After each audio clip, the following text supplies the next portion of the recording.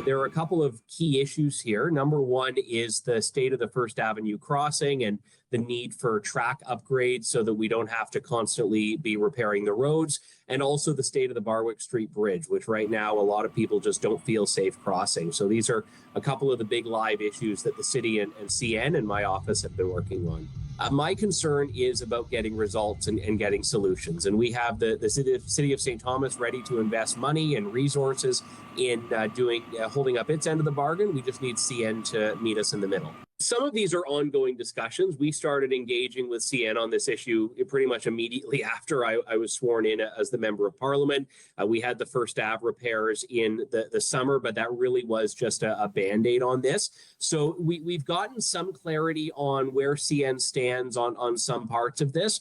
Barwick Street Bridge remains something where we still need to figure out what the path going forward is, and I'm happy to continue facilitating where a decision is ultimately going to be made between the City of St. Thomas and CN and First Ave as well. CN has finally acknowledged that there is in fact a need for track repair, which is itself a significant improvement over our last conversation on this. So we're hoping we can have some pretty good movement very soon. Welcome to our Monday night council meeting. An election for a councillor, a singular council in this community would cost us over $100,000. So we just said, we'll use some of the methods, other methods we can use. So here they are. We can appoint someone who ran last time and is somewhere on the list. We can appoint previous councillors, somebody out there with experience. We've got about a year to go till the next election. Or we can just promote a prominent citizen, somebody who would fill the place for a year up until next election. I rather favor that one, but council gets to make the whole choice. It's only a year till the next election, so I'm not certain I want to give somebody who is going to run in the next election a huge advantage by giving an advantage over the number of other people that might run. But look, people of St. Thomas make a great choice anyway when they do this, so I'm sure we'll get it done. And we'll move forward and we'll learn a little bit more. It's a bit of heavy lifting right now with the council, with our strategic plan looking forward, or with the construction of PowerCo and the number of housing units we're trying to build and dealing with homelessness. There's a lot of things that a part-time councillor has to worry about. So we're making sure those that we will talk to have a thought of what it is they're getting into. I would suggest by Christmas at the very latest, we've filled the seat here and we're moving forward into 2026 with a new council.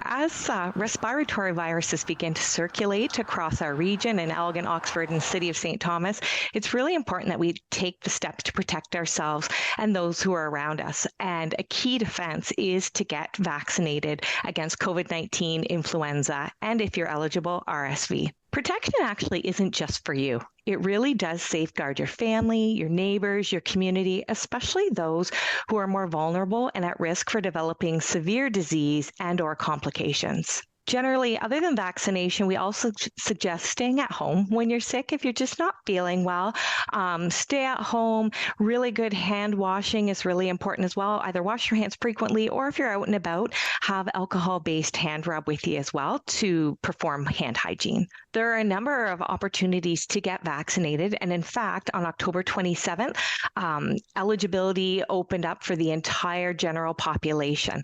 So many pharmacies will offer both COVID and flu vaccine, as well as many healthcare providers. Southwestern Public Health this year isn't offering large community clinics, but we are having smaller clinics for children under 5 and their guardians to receive COVID-19 or flu vaccine. Appointments are required, and you would book online at www.swpublichealth.ca/booking.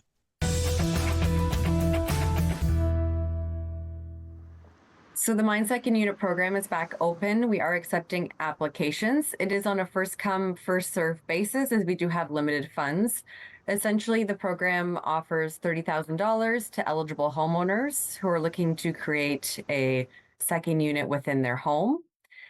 We do provide the $30,000 as a forgivable loan, as so long as you remain in the home yourself and you have a tenant within your second unit that you created for a period of 10 years. In terms of eligibility, the second unit does have to be rented at the affordable rate based on the ministry rental rates that we are provided with each year. So for 2025, just for reference, a one-bedroom unit would need to be rented at just under $1,300. In addition, the household income criteria for the affordable housing unit would need to be just under 120,000 as well. So long as those parameters are met for the tenant along that 10-year period, we can forgive the loan.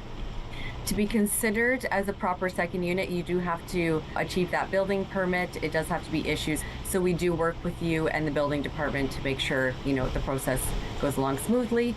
So anyone that's looking to create one, I would suggest that you first reach out to the building department to make sure that you can, create that second unit with either in your home or, an accessory building on your property.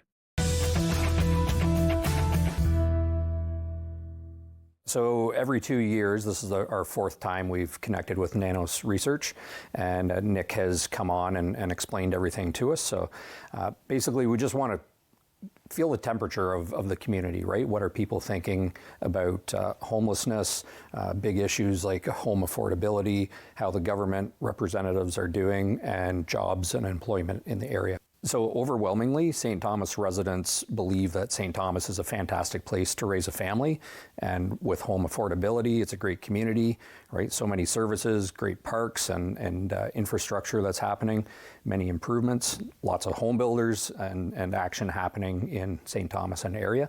The one that surprised me the most, one of the components that residents were asked was, how do you feel about manufactured homes in warehouses, which helps reduce the time that it takes to manufacture a home and also the cost, right? So we actually found that 55% of younger demographics of 18 to 30 were in favor, and the older people got, the more receptive they were to it, which I actually thought would be flip-flopped.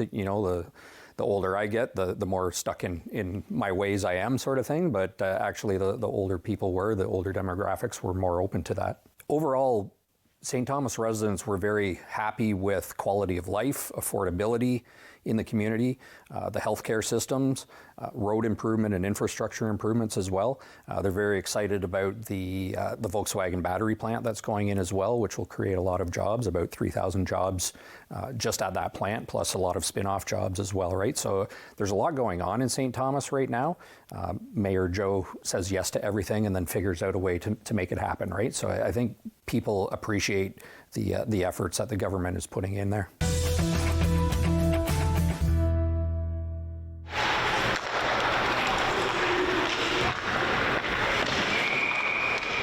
You have, the best players in Canada playing here and the best players from Sweden.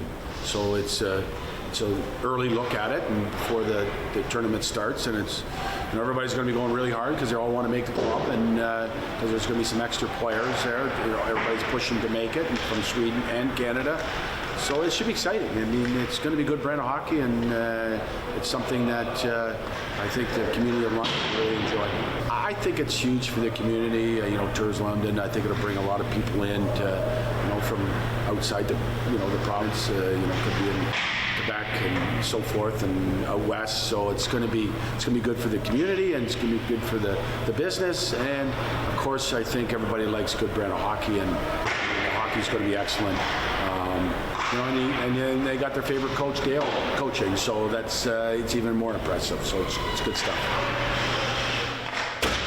Well, I think it gives them another look at the best junior hockey players in Canada and best junior hockey players in Sweden. So I think that's just a good mix for fans of the Knights fans who will come here and watch it and enjoy it and watch a game that's going to be very highly competitive.